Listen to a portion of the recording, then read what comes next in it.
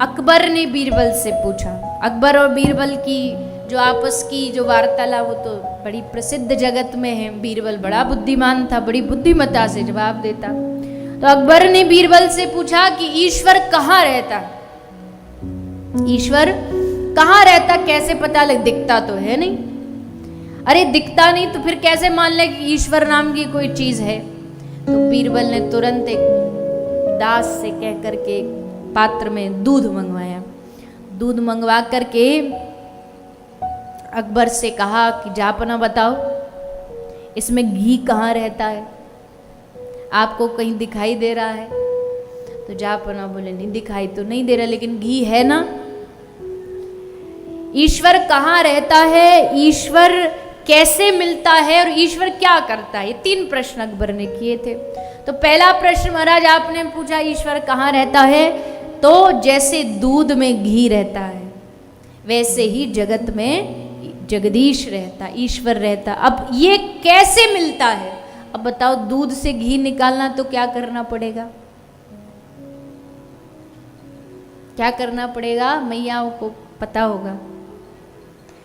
उसका पहले दधी, फिर उसका मंथन करके उससे घी निकालना पड़ता है। वैसे ही इस जगत में जगदीश है, पर उसको प्राप्त करने के लिए, उसको देखने के लिए पहले हमको प्रेम रूपी मंथन करना पड़ेगा, तब जगत से जगदीश पैदा होंगे। अकबर ने कहा अच्छा अब तीसरे प्रश्न का उत्तर दे, क्या करता है भगवान।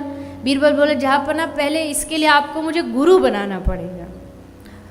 तो बोले ठीक है बना लिया। बोले ऐसे नहीं, प्रॉपर गुरु बनाना पड़ेगा। गुरु जी ऊपर बैठते, चेला जी नीचे बैठते, यहाँ तो उल्टा है, आप ऊपर बैठे हो, पहले गुरु बनाओ। बोले अच्छा ठीक है आ जाओ। उसको बिठा दिया अपने सिंहासन पर और अकबर नीचे बैठ गया।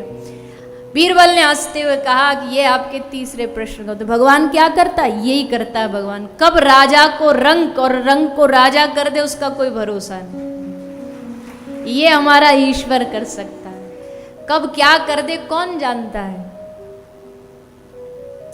भगवान की सत्ता बड़ी विचित्र है, इसलिए कई भगवान को बड़ा चैलेंज देने को आ जाते हैं। अरे बावरे ये जो बुद्धि दी है ना, 2 मिनट लगेंगे इसको जाम करने में।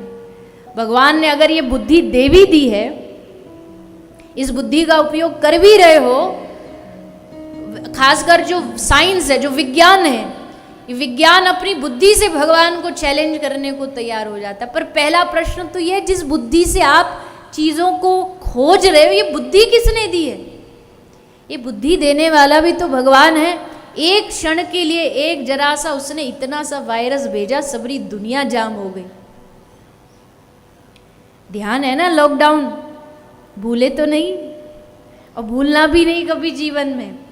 वो चीज याद दिलाएगी कि देखो भगवान की सत्ता कैसी है, भगवान की मजबूती कैसी है, कहाँ से कहाँ क्या कर सकता है, जो हम सोच भी नहीं सकते भगवान की सत्ता वो कर सकती है। वो भगवान जो सच्चिदानंद स्वरूप है, जो सत्य है, जो चैतन्य है, जो आनंद है, जो कभी न मिटने वाला है।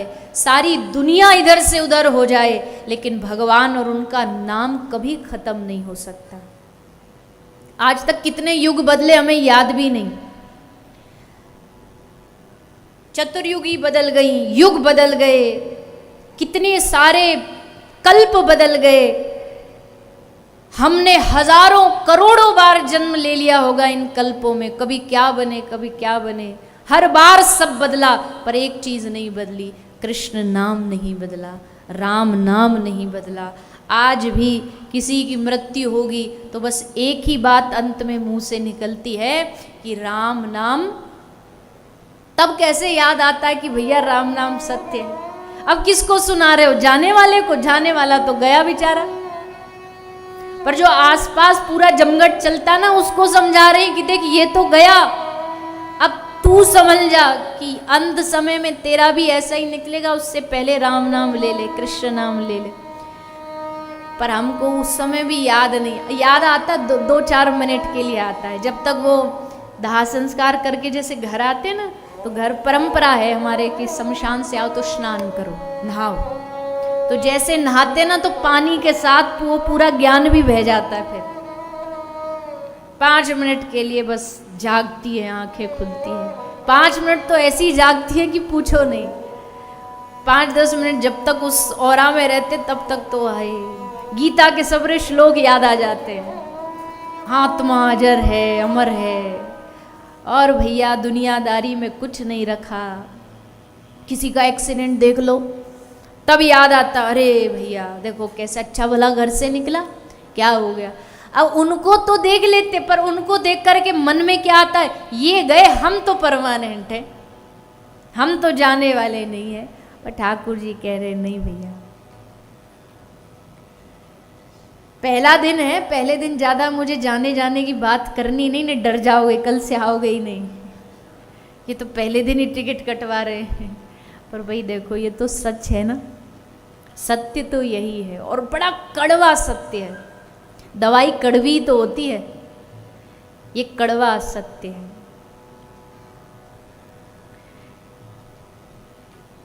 एक भजन की पंक्ति में गाते हैं, दुनिया का सबसे बड़ा आश्चर्य जानते हो क्या है?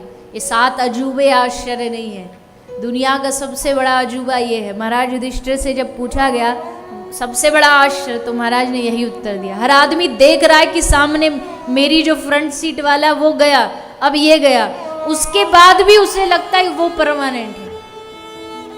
ये दुनिया का सबसे बड़ा आश्चर्य है। और अंत समय में क्या होगा? चुन चुन के लकड़ियों में रख दें तेरे बदन को, चुन चुन के लकड़ियों में रख दें तेरे बदन को, आकर के झट उठा ले महतर तेरे कफन को, आकर के झट उठा ले महतर तेरे। और सबसे बड़ा आश्चर्य क्या, जिसको सबरी जीवन मेरा मेरा बोला ना, मेरा बेटा मेरा नाम करेगा रोशन, जग में मेरा राज दुलारा, वही बेटा जाकर के आग लगा के फूंक के आ जाता है। इससे बड़ा आश्चर्य है कोई दुनिया में? ज्यादा समय शव घर में रखा रहे तो घर वाले बोलते जल्दी करो, जल्दी जाओ, जल्दी जाओ, इनको लेकर के चलो, नहीं तो बॉडी सड़ जाएगी। इस शरीर की क्या गति हो जाती है। 2 दिन भी अगर इसको घर में रख लो तो घर में बदबू फैल जाएगी। ये शरीर की अंत गति है।